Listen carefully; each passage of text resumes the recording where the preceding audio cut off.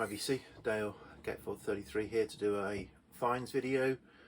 No car boot sale records will be shown in this video. So this is new releases and one used record from a charity shop. So I haven't got much to show, but may have something to talk about. So first up, a couple of 10-inch vinyl releases that I picked up recently. I pre-ordered them when they were announced, and so these are the first two releases from I guess what's being called Joe Meek's Tchest Tapes. Bit of a tongue twister there.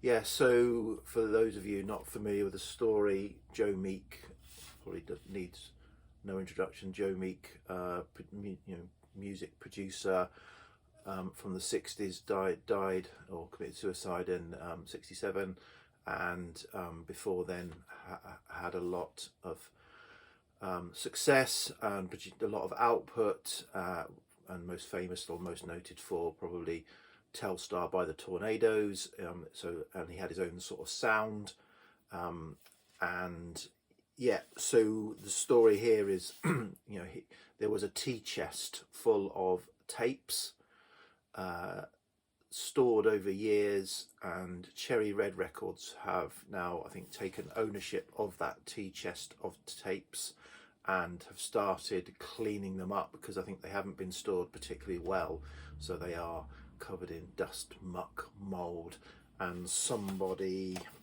just saying here, Alan Wilson has been working his way through them, as I said, meticulously cleaning them up and restoring them to find out what's on them, and releasing. And these are the first two releases to emerge from that enterprise. I'll talk briefly about the second, number 2, which is the Hines sessions. This is good, but I'd say not essential. This is interesting. So Bert Hines was part of the Joe Meek stable, bass player with the Tornadoes at one point, and had a solo career as well. German born originally, brought up and lived and died in Eastleigh, which is only just down the road from me. And yeah, so this is called the Hines Sessions Volume 1. So I guess there's more to come of Bert Hines, but this is a selection of, I think, unreleased material from Hines Sessions. It's got Just Like Eddie, which I showed recently, the actual 7-inch single of that. This is a guide vocal to Just Like Eddie, so there's a lot of wacky stuff on these. I'll talk a bit more about the next one actually, but yeah, so different cuts of sessions that Hines recorded with Joe Meek, captured as a first. So this is number 2 of the 2 releases. I'll put it down there. So the one I wanted to talk a bit more about is the first release, and as you'd expect, the first release of this Joe Meek Tchest Tapes is called The Telstar Story, and so this is all about Telstar, the track by the Tornadoes. So these are nice releases. They 10-inch vinyl, gatefold, a nice story about each one, and then the tracks and a little bit about each track and what it means and why it's on there. So it's quite interesting. They come in this uni pack with the record stuck inside. It didn't have any kind of sleeve, so I put it in a little 10-inch poly sleeve, but yeah, they just stuck in there. But it's perfectly pressed, plays perfectly well, flat and quiet, and actually the quality of the music overall, given that these have been rescued from, as I said, dirty tapes, from 50-year-old tapes, the quality of the music is really good. It's not crackly horrible stuff. It's been cleaned up really well. Some of the tracks fade because these were demos and things like that, so they weren't, in some cases they weren't complete tracks. So what they've done, I think, is they've faded them at the point where the tape would have just stopped, so that you don't just get that abrupt stop on some of the tracks. But other than that, it's it's a perfectly acceptable 8-track EP. And yeah, so what's on this? So it's got Joe Meek's vocal demo of Telstar. So it's got some kind of backing track, and then Joe Meek singing the track in his own la la la's and songs of him sort of going through the music of Telstar. Then he must have, so all this was done sort of between sort of 10th of July and 20, over about a 10-day period. A lot of this evolved over a 10-day period. And it was, Telstar was around the time of the Telstar satellite. I think the Telstar satellite had gone up into space, which influenced the theme for Telstar being created. So as I said, there was this Joe Meek vocal demo, which probably was the first kind of capture of Telstar's evolution. Then there's a couple of instrumentals by other artists who must have popped into the studio, and he got them to kind of lay down a track. So there's Dave Adams' Clavioline demo of it, and Norman Hale's The Theme of Telstar, which is a piano kind of version of Telstar. That so there was a couple of kind of demos.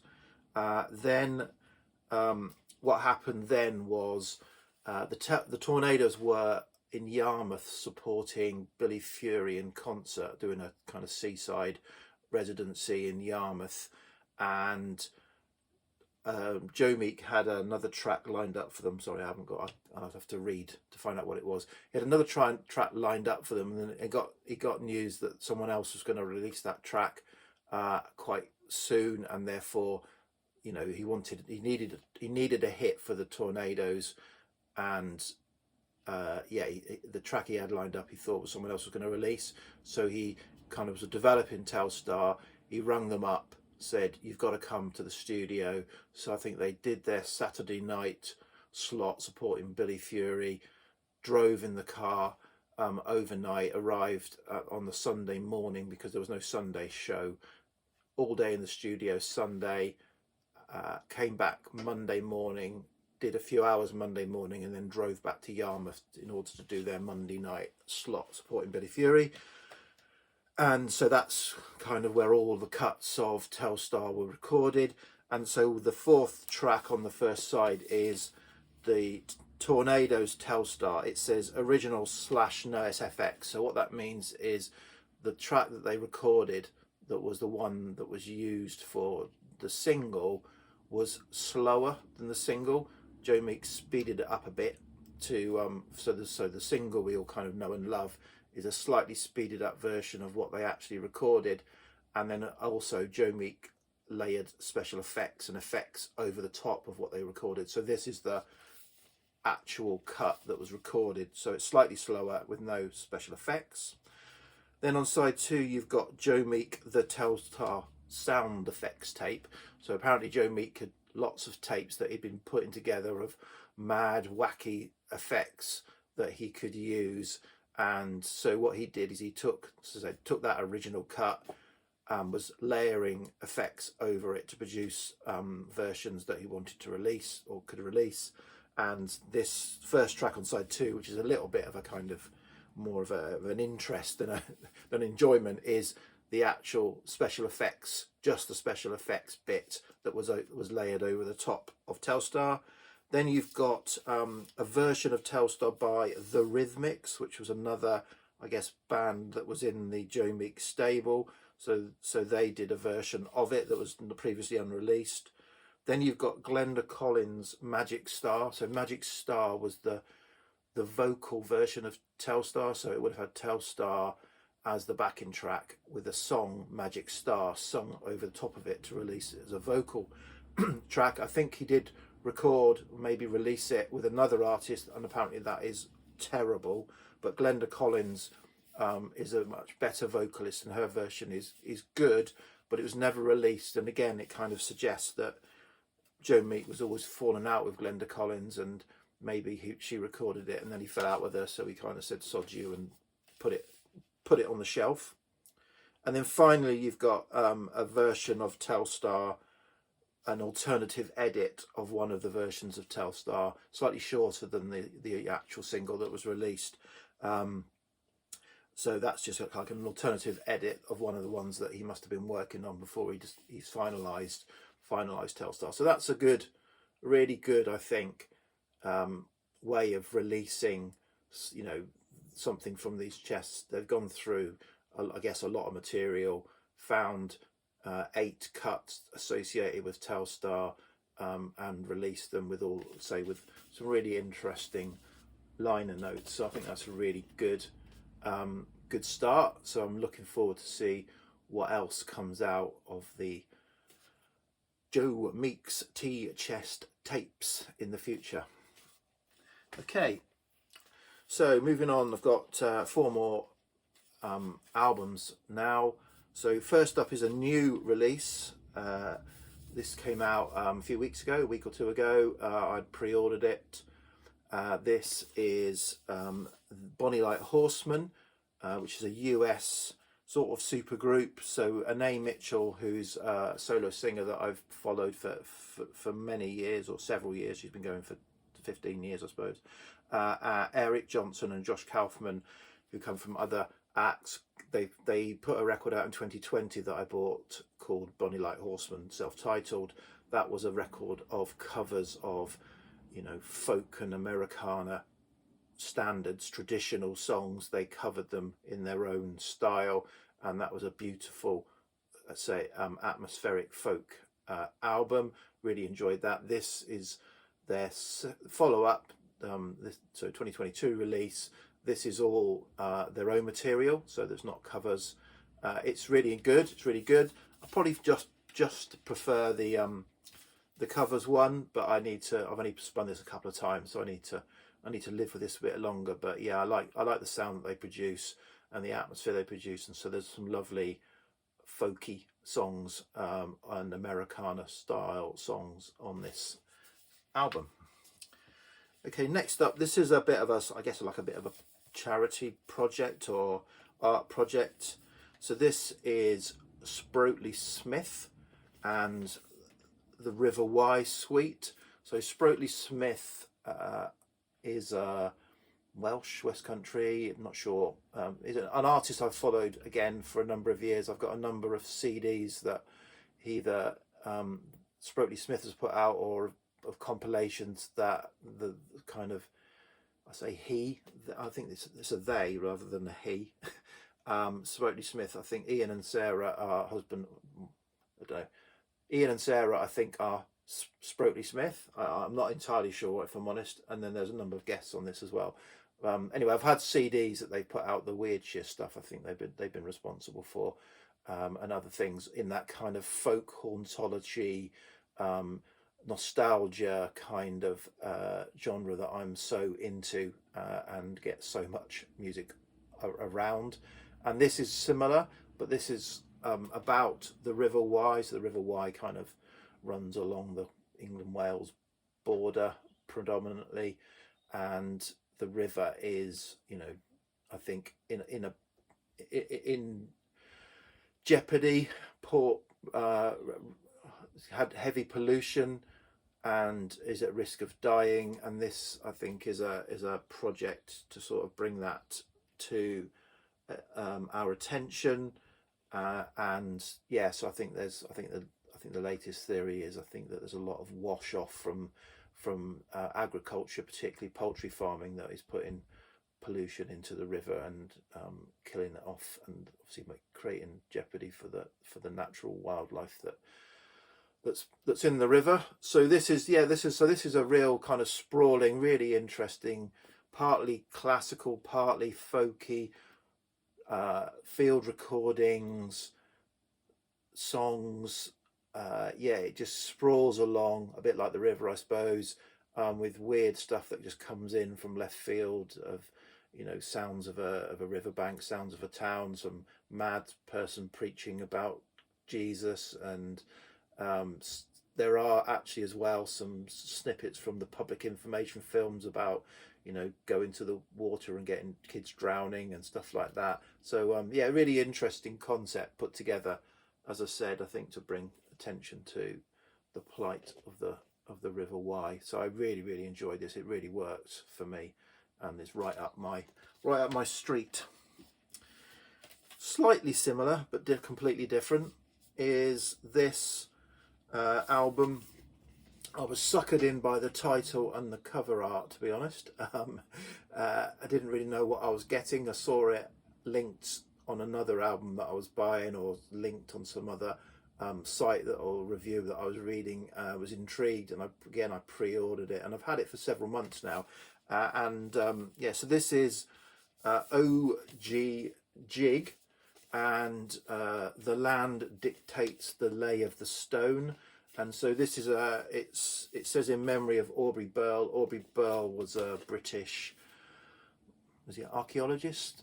He was certainly involved in sort of megaliths and studying and documenting the sort of all of those kind of stones of the UK.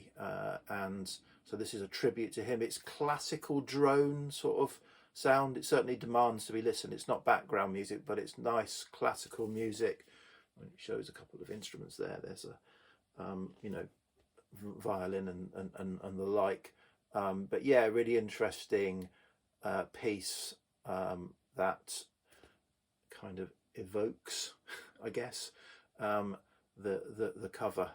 But yeah, really interesting, say, neoclassical piece of music. And then finally, this was a charity shop buy, Oxfam charity, so I had to pay up, but I think I got it a good deal on it. I certainly got it for, I think, less than half of the median price on Discogs, so I was happy with that. And this was a blind buy of an album this is a, you know, a classic album in that term, a classic punk album certainly, and I've never heard it, so it was a blind buy for me. But I'm really happy with it. So this is as a UK press of Wire's Pink Flag that I got from Oxfam in Winchester. The cover's pretty nice. It's got a little label Teo mark there and some little bit of ring wear, sort of light ring wear, but it's really nice, you know, really strong. The inner sleeve is as well. I don't think it's the first press. I think that had some custom labels, but it's certainly a 77 press on Harvest. Vinyl is absolutely immaculate. And yeah, so got this and didn't know what to expect. All I knew was it was 20 odd songs in 30 odd minutes, and I was expecting punk, you know, some really aggressive punk. And actually I was surprised. It was a lot of melody, a lot of really strong playing, and some really varied styles. So yes, it's a punk album. Is it punk or post-punk? I'm not quite sure, but yes, it's probably a punk album. But I hear kind of krautrock and all sorts in it, and there are some really short songs, you know, less than a minute in some cases. And there are a few longer songs, 2 or 3 minutes, and the longer songs that I certainly think I enjoy more. They can kind of got time to get going, but overall I thought this was a fantastic listen. I didn't know really what to expect, and really enjoyed it. This is high up my kind of, certainly my used finds this year. Really happy I picked this up, as I say, as a bit of a blind buy in the charity shop Oxfam in Winchester. So yeah, happy with that. So that's half a dozen finds. I've got loads more to get through and to show, but yeah, I've cleared a little bit of space because I've got some records down there that can't even fit into the inbox, or the second inbox, or the third inbox that's now appeared. Anyway, cheers VC. I'll post this and do another video soon. Cheers, bye.